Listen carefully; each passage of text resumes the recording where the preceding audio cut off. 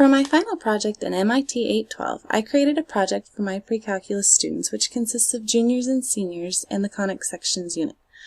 I want them to answer the question, how is this used in life? A question that always comes up in a math classroom. To spark students' interest and give them an example, I plan to have them watch the video that I edited in Edpuzzle and take the short one-question quiz. I will have the students complete this in class the day before we actually start the project.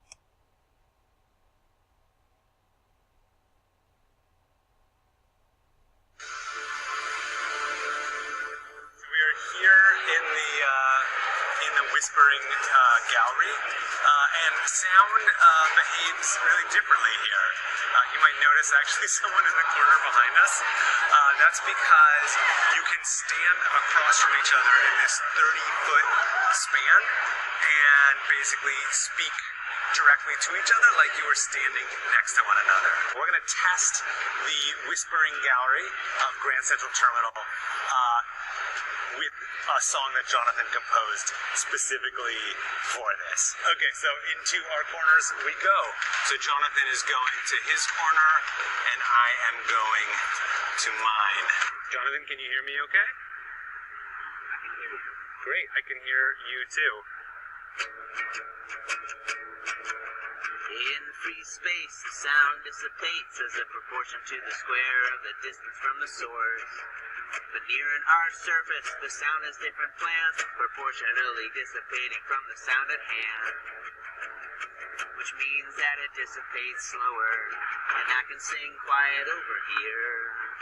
And over there this camera picks me up, totally loud and clear. Whispering waves, whispering gallery. Dua Savino tiles, here in the Grand Central Terminal. Come and whisper for a while. Come and whisper for a while.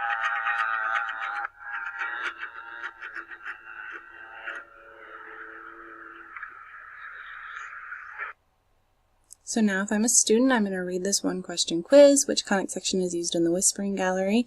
I'm going to think about my prior knowledge from what I learned in class, and I'm going to choose an ellipse. Submit, and then it gives reasons why not and why the ellipse does actually work. For my project description, I am going to show the animation that I made in assignment 4 to my students and then allow them to read the rubric and ask me questions. This is a group project, and I plan to make mixed ability groups of 3. Not all class sizes are multiples of 3, so there might be a group of 2 or a group of 4, just depending on how the numbers work out.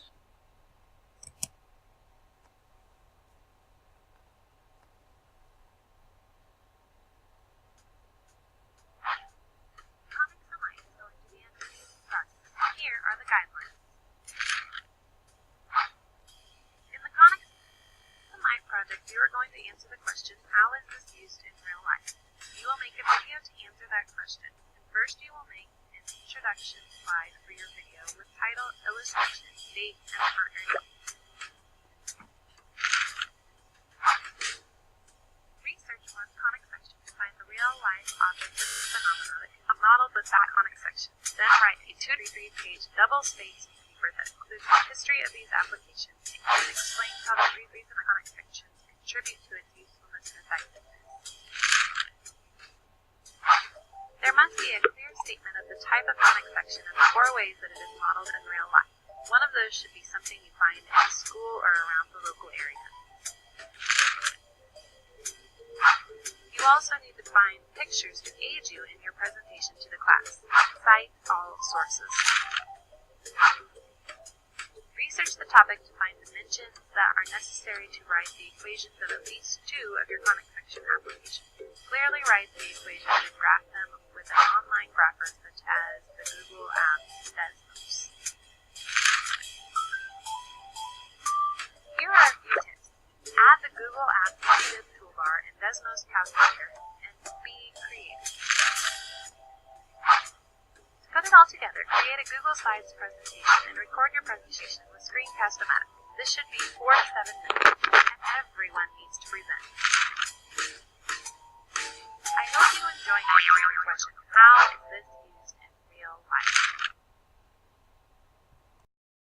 After showing the introduction animation, I will share the written description with them. So I'll just share it on my webpage or share it with them in Google Docs, but I'll just share it as a link. I'll take them to the Google Docs that has the written description on it.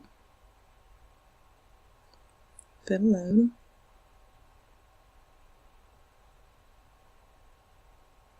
So then it just gives the description of basically everything that I said in the introduction video. And then also I'll have a link to some examples, tips, and good websites for them to have. So just go ahead and click on that.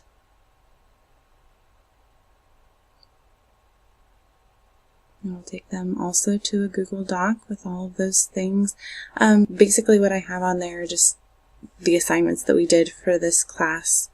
A picture that I found of a parabola, just by what a fountain makes, and then if it loads here, you can see that I used the Desmos graphene website and just overlaid a green graph there.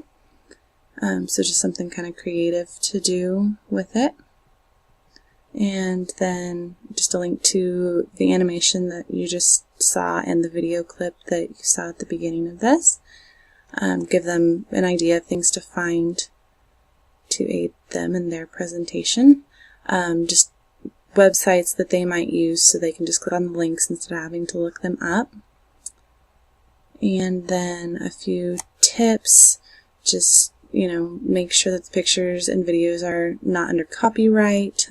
I gave an example of what the YouTube license should say, and then a tip that so they know that they can upload a picture to Desmos and then overlay the graph. These are the objectives that I've set up for the students for this Conics in Life project.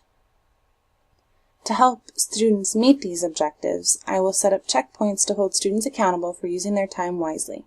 This also helps the students feel more secure knowing that they are on the right track. Checkpoints allow the students that are not on the right track to correct their mistakes before they are too deep in the project. I have provided examples of a video clip, picture, graph, animation, if they choose, and a rubric to make sure they are on the right track. I will also be available for them to ask questions as they work in class. I'm glad we were given this project. It's pushed me to help my students dig deeper and find why these mathematical concepts are used in the real world, which may even spark some interest for them to research other concepts that we've learned and talked about in the past, but maybe didn't talk about really all the reasons they were used in the real world. It's also pushed me to let students become more involved in the creation and presentation of the information. Students will be researching, writing, and making a video that incorporates applications, pictures, and graphs.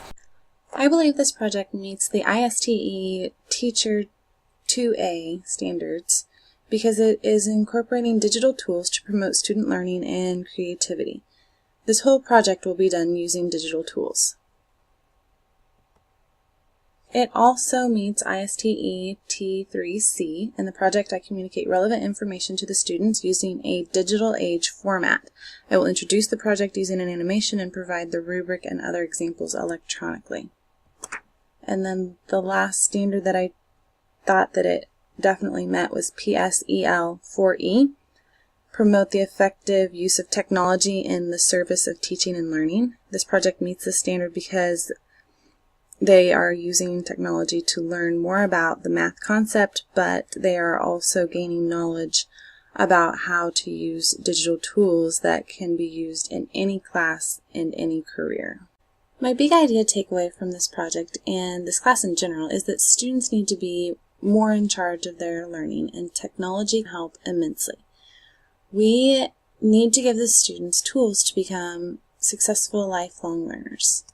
The students also need to learn technology to be successful in whatever they choose to do in the future. I'm proud of how this project turned out, and I am excited to share it with future students. Thanks for watching.